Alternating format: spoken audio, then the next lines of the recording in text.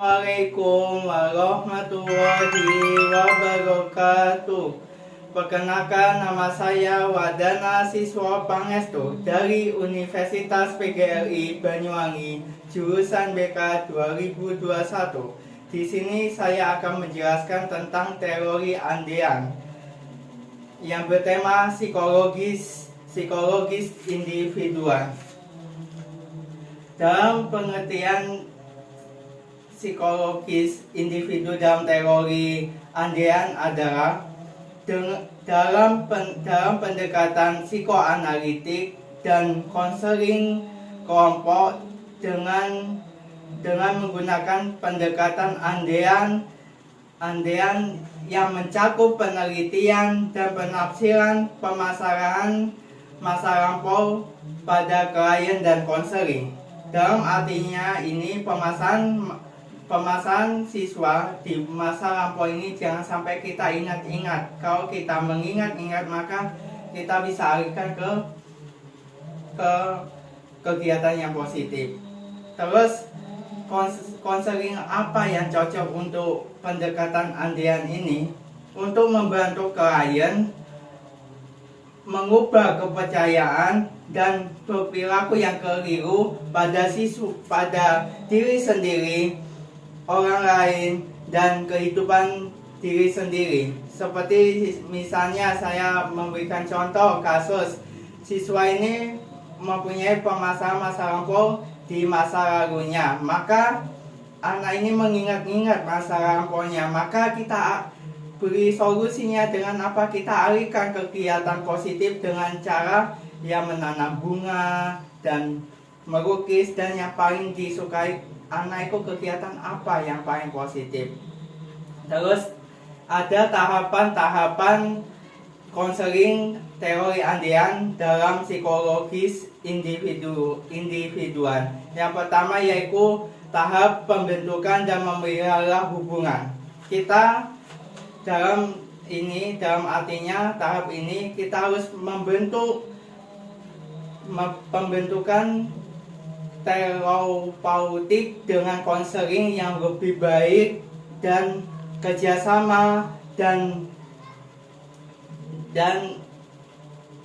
saling menghargai. Kita misalkan hubungan yang lebih baik, kita harus lebih baik antara konselor dan konseling ini, kita harus saling berhubungan yang lebih baik dan sopan, dan kita bekerja sama antara konseling dan konselor. Kita harus kerja sama, seperti kita tidak boleh menyebarkan permasalahan masa lampau pada klien. Kita harus, konselor itu adalah kunci rahasia dalam permasalahan tersebut.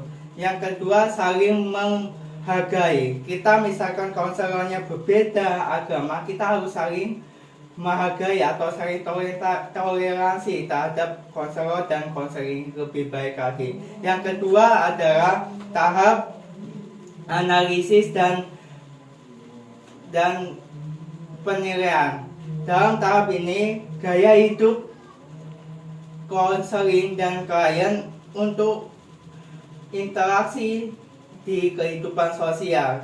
Seperti kita harus membantu konselor ini dengan cara apa ya? Kita membantu dengan interaksi sosial di lingkungan baru dan lingkungan sekolah. Kita harus membantu gaya hidupnya konseling ini. Karena kenapa kita mengubah gaya hidup konseling ini? Agar konseling ini bisa berinteraksi sosial dengan orang lain dan temannya di sekolah. Yang ketiga adalah tahap wawasan. Kita harus membentuk wawasan interaksi sosial konseling ini di kehidupan sosial. Seperti kita pembentukan interaksi ini kayak bisa beradaptasi dengan teman dan beradaptasi dengan lingkungan lainnya, agar permasalahan yang terjadi pada klien ini tidak terjadi lagi. Maka kita bisa berinteraksi sosial dengan lingkungan baru dan teman baru. Yang keempat adalah tahapan orientasi. Dalam orientasi ini kita harus membantu melandasi dengan tindakan dan orientasi baru. Seperti tindakan apa yang cocok untuk pemasaran anak tersebut. Maka tindakan ini kita harus kayak berinteraksi berinteraksi sosial dengan teman-teman agar kita tahu teman yang baik mana, teman yang jelek yang mana. Maka kita harus membantu konser ini dengan interaksi sosial di lingkungan baru dan beradaptasi di lingkungan rumah sekitar. Maka kita harus membantu klien dengan apa? Mengubah agar kita bisa, klien ini melihat apa? Klien ini bisa menulis atau membuat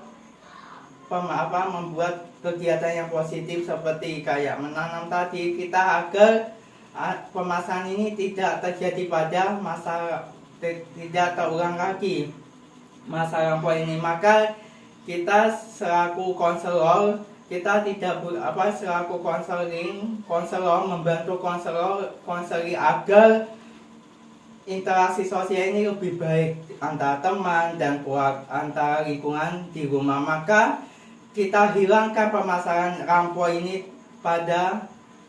kita alihkan dengan kegiatan positif tersebut. Demikian penjelasan dari saya. Mohon maaf apabila ada kata-kata yang kurang berkenan, mohon maaf yang sebesar-besarnya. Wabillahi taufiq wa hidayah. Wassalamualaikum warahmatullahi wabarakatuh.